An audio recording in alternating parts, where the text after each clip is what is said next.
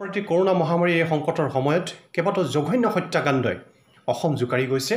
আমি পুনছাতে এই সমগ্ৰ ঘটনাৱলী আহোম জাতীয় গণমঞ্চই ধিক্কাৰ দিছোঁ।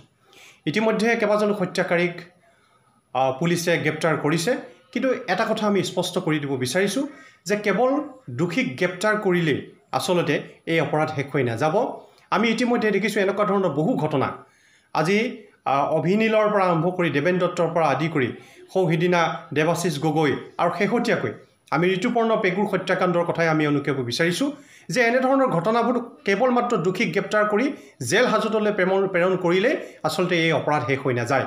আমি এইসকল হত্যাকাৰীক গ্ৰেপ্তাৰ কৰি তেওঁলোকক দৃষ্টান্তমূলক শাস্তি প্ৰদান কৰিবৰ কাৰণে আমি দাবী জনাইছোঁ। কাৰণ আমি বিগত সময়ত দেখি আহিছোঁ যে এনেধৰণৰ ঘটনা, এনেধৰণৰ অপৰাধ প্ৰৱণতাটো আমাৰ সমাজত ক্ৰমান্বয়ে বৃদ্ধি পাই আহিছে। গতিকে এইসকল হত্যাকাৰী, এইসকল জঘন্য এই ঘটনা সংঘটিত কৰা এই অপৰাধীবিলাকক ধৰি আচলতে দৃষ্টান্তমূলক শাস্তি দিয়াৰ প্ৰয়োজন আহি পৰিছে। অন্যথা কিন্তু সমাজত এই অপৰাধ প্ৰৱণতাটো বাঢ়ি যাব। আৰু ইয়াৰ লগে লগে এটা কথা আমি মন কৰিছোঁ যে আজি এই হত্যাকাণ্ডসমূহক লৈ পেলাই কিছুমানে ইয়াত জাত পাতৰ ইয়াত ৰহণ সানিব বিচাৰিছে। ই অতি দুৰ্ভাগ্যজনক। আমি আহ্বান জনাইছোঁ, সকলো পক্ষকে আহ্বান জনাইছোঁ যে এনেধৰণৰ হত্যাকাণ্ডক লৈ, এনেধৰণৰ জঘন্য কাণ্ডক লৈ আমি এতিয়া জাত পাতৰ ৰাজনীতি কৰিলে আচলতে নহ'ব।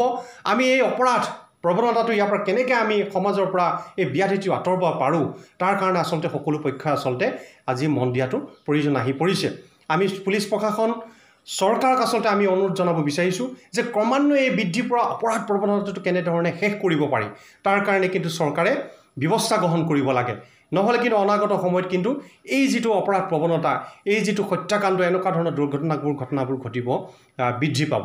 গতিকে আমি অভিনীলৰ পৰা আৰম্ভ কৰি দেৱেন দত্তৰ পৰা আৰম্ভ কৰি সিদিনা ঋতুপৰ্ণ পেগুক দিন দুপৰতে জনসমাগমৰ মাজত যেনেধৰণৰ জঘন্যভাৱে হত্যা কৰা হ'ল, এই অপৰাধীবিলাকক চিনাক্ত কৰি অতি শীঘ্ৰে গ্ৰেপ্তাৰ কৰিব লাগে। আৰু এওঁলোকক, আমাৰ দাবী, এই হত্যাকাৰীসকলক, প্ৰকৃত হত্যাকাৰীসকলক কিন্তু ফাঁচি দিব লাগে, দৃষ্টান্তমূলক শাস্তি প্ৰদান কৰিব লাগে।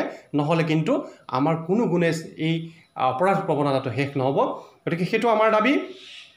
আমি সকলোৱে যাতে এখন শান্তি, সম্প্ৰীতিময় আৰু আমাৰ মাজত যি সাতামপুৰুষীয়া যি আমাৰ সম্প্ৰীতি আছে, এই সম্প্ৰীতি বজাই ৰাখি এখন উন্নয়নমুখী, এখন শান্তিময় যাতে অসম আমি গঢ়িব পাৰোঁ, তাৰ কাৰণে সকলোৱে মনোনিৱেশ কৰিব লাগে।